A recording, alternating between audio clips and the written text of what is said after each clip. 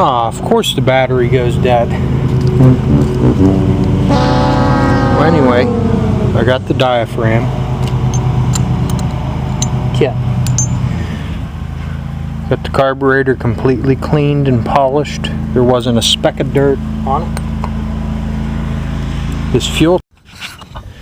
Anyway, as I said, carburetor's completely clean. Not a speck of dirt in it. Fuel tank had a lot of grime down in the well here. There's a lot of crud in there. If you're on Facebook, you'll see my pictures. Okay, all clean.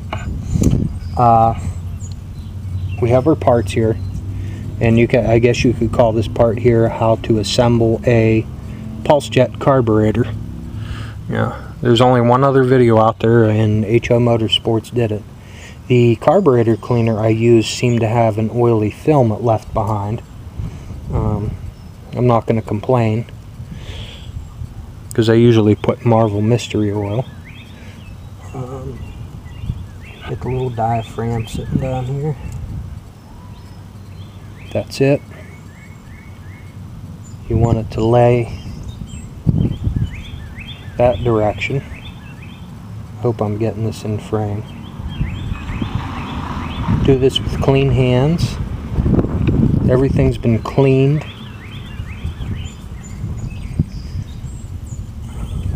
And what we're going to do is we're going to go ahead, we're going to peek under there. We're going to peek under there. Make sure the ring and the spring's in place, which it is. And we're going to remind ourselves that the screws are in the basement where I took this apart. There's the old diaphragm. You can see indentations in the reed valves, which that and it's a little bit hardened. So we're going to go ahead here and yeah, there we go.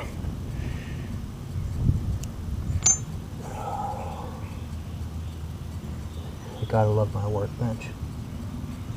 Try not to pinch, fold, crease, or anything. Make sure this is in there and the ring is sitting in place. We're going to lay our diaphragm right where it should be. And there's a pin right there. We'll take our cover and gently put it in place. Like that. Set it down. Now you want to look down in these holes and make sure that your diaphragm is sitting where it should be, because that is a lot softer than a gasket. Let me just take our screws and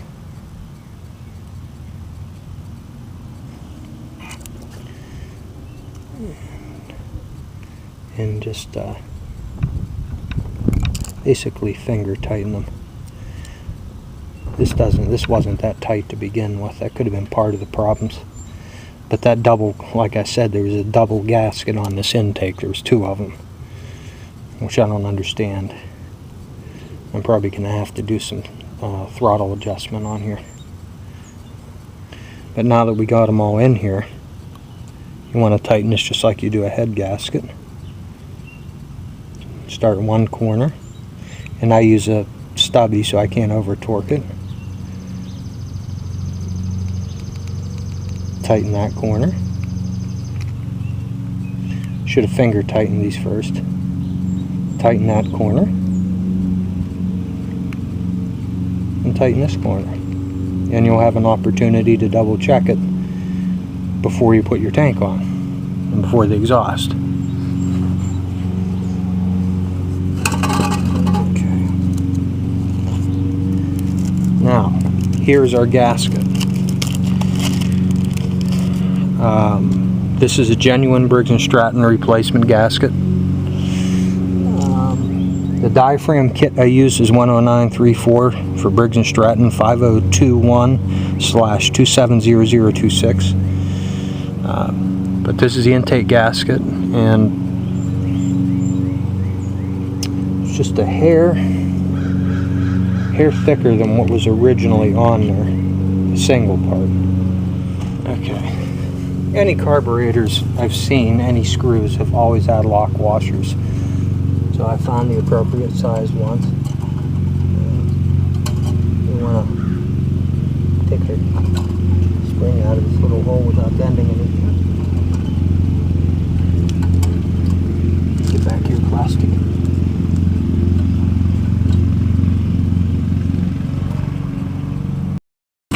Okay, I skipped a little part, but I remounted the carburetor, snugged it up using a box wrench.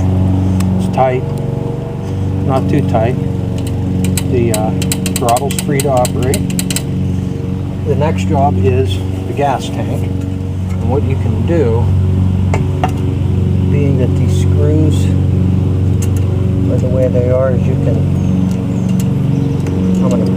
yeah, of course that's going to fall off the wall.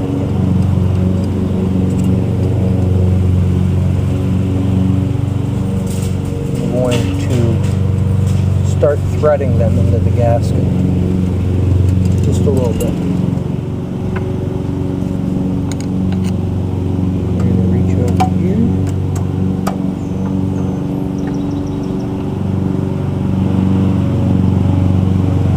I'm going to start threading screws into the carburetor. We're going to bring the carburetor up. Bring the tank up flush with the carburetor, but we're not going to tighten. Just like that. Grab your choke.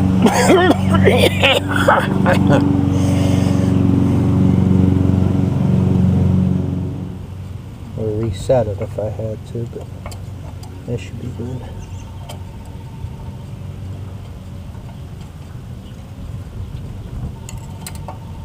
That would be my telephone. Okay. Got that screw snug.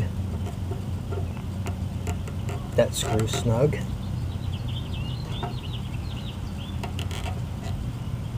That screw snug.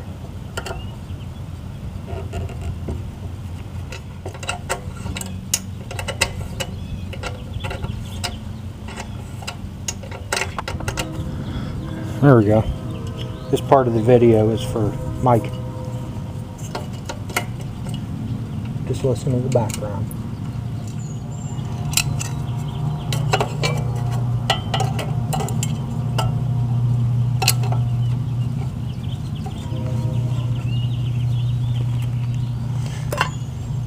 Damn you, Mike.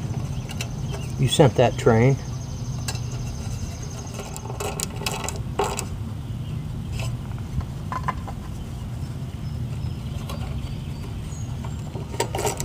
Just anxious to see how she drops.